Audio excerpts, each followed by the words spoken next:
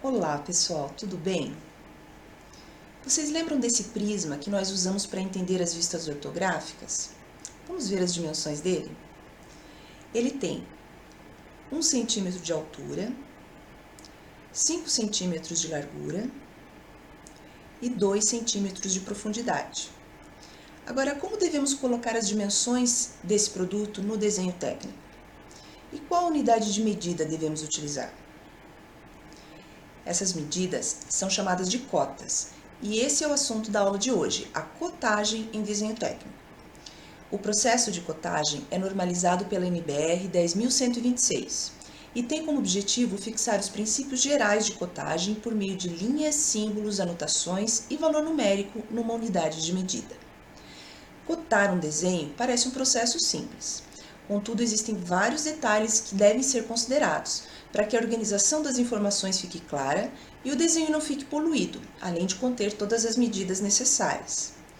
Vamos entender como deve ser feita a cotagem dos desenhos e conhecer mais detalhes sobre essa norma?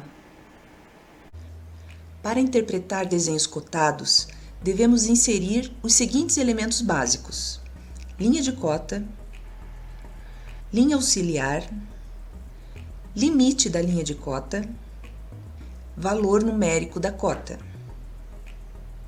Estas linhas devem ser representadas por uma linha contínua estreita. O limite da linha de cota pode ser representado por uma seta ou um traço oblíquo. Somente uma indicação deve ser usada no mesmo desenho. Entretanto, se o espaço for pequeno, outra forma pode ser utilizada, como o traço oblíquo, por exemplo. O valor numérico da cota deve ser a medida real do objeto e de acordo com a unidade de medida em que o objeto foi desenhado. A unidade de medida mais utilizada no desenho técnico é o milímetro, a não ser que indicada de modo diferente na legenda. Contudo, em alguns casos, quando houver necessidade de utilizar outras unidades, além daquela predominante, o símbolo da unidade deve ser indicado ao lado do valor da cota. Em projetos de construção civil, por exemplo, as cotas são representadas em metros. No projeto de móveis sob medida, a unidade usual é o centímetro. De qualquer forma, a unidade de medida deve ser preferencialmente a mesma em todo o projeto.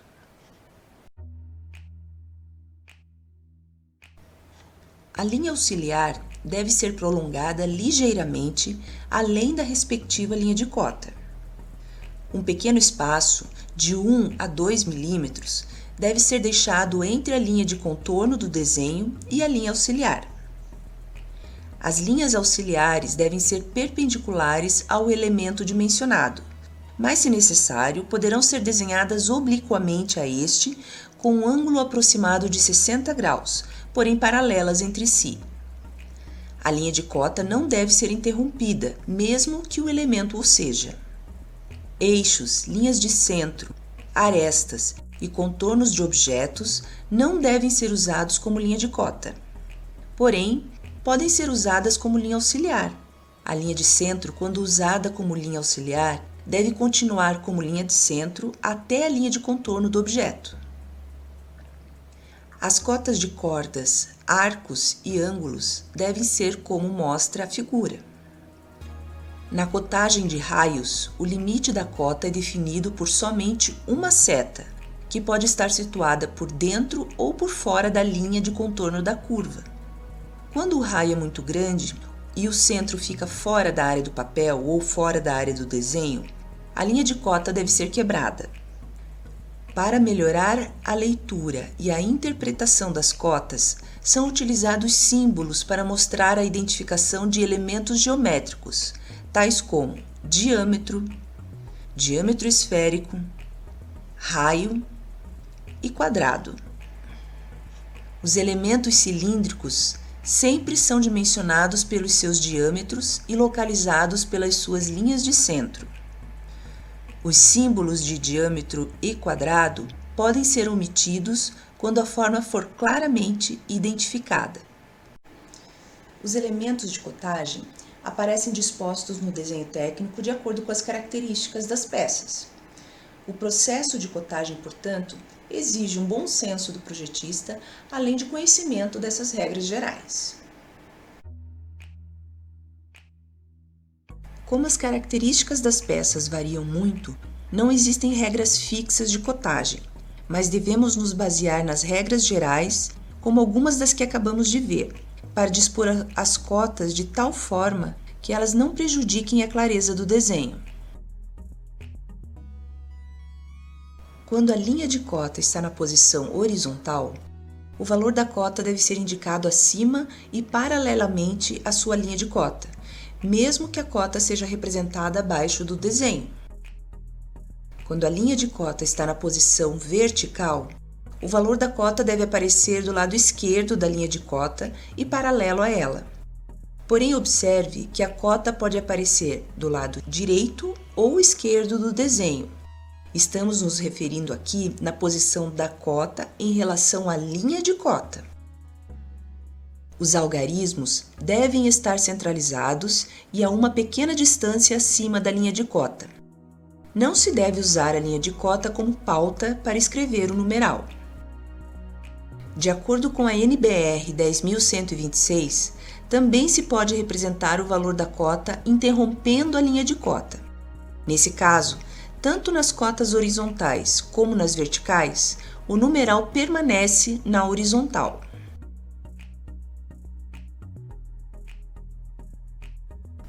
Quando a linha de cota está na posição inclinada, a cota acompanha a inclinação para facilitar a leitura, ou é representada na posição horizontal, interrompendo a linha de cota.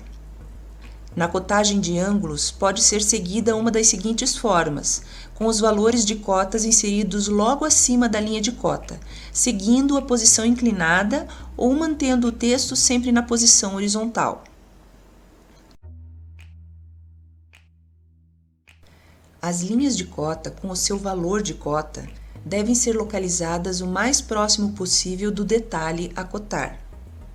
Deve-se evitar colocar cotas dentro dos desenhos, e principalmente cotas alinhadas com outras linhas do desenho. Sempre que possível, as cotas devem ser colocadas alinhadas.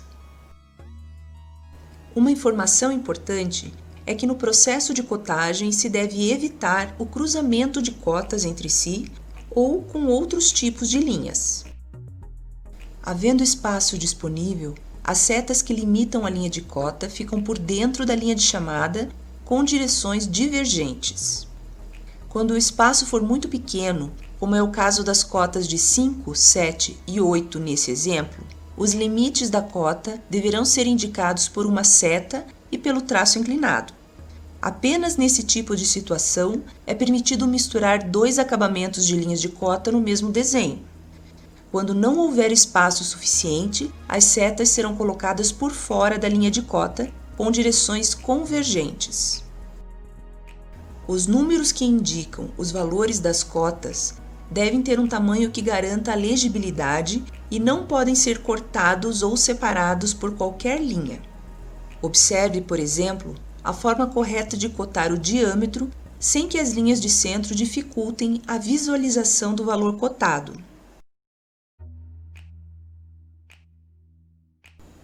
As cotas podem ser realizadas de duas formas: a cotagem em série e a cotagem tendo um único elemento de referência.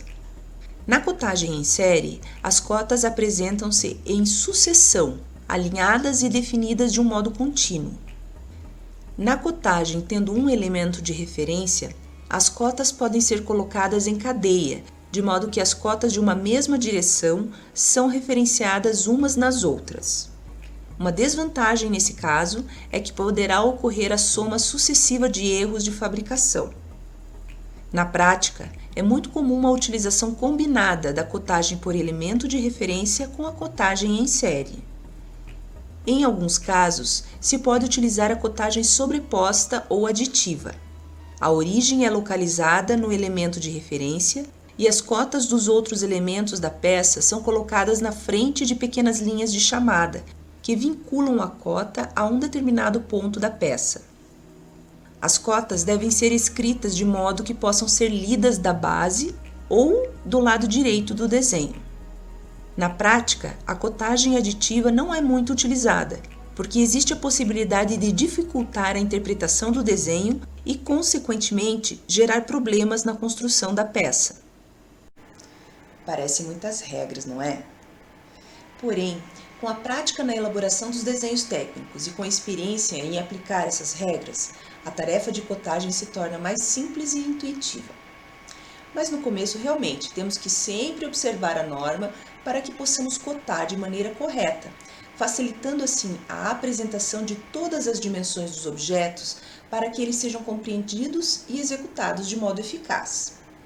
Agora vamos aprender como devemos cotar as vistas ortográficas principais dos desenhos técnicos. As cotas devem ser distribuídas pelas vistas e dar todas as dimensões necessárias para viabilizar a construção do objeto desenhado. As cotas devem ser colocadas uma única vez em qualquer uma das vistas que compõem o desenho, no local que representa mais claramente o elemento que está sendo cotado.